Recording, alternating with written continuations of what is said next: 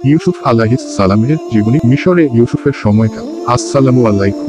আমার লিজান আহমেদ নামের চ্যানেলটি সাবস্ক্রাইব করুন। মিশরে ইউসুফের সময়কাল।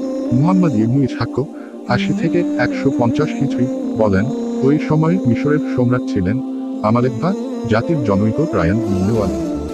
তিনি পরবর্তীকালে ইউসুফের কাছে মুসলমান হন এবং ইউসুফকে মিশরের সর্বময় ক্ষমতায় বসিয়ে বলেন, আমি আপনার চাইতে বড় নই, সিংহাসন ব্যতীত।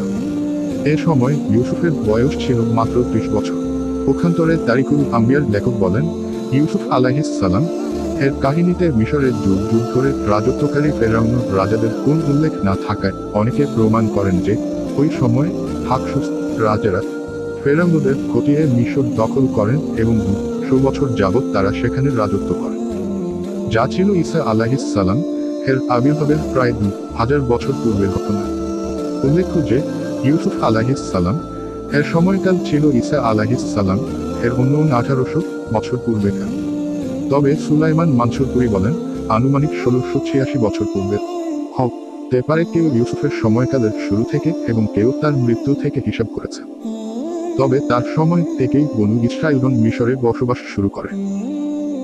ভিডিওটি ভালো লাগলেই সাবস্ক্রাইব করুন। আসসালামু আলাইকুম।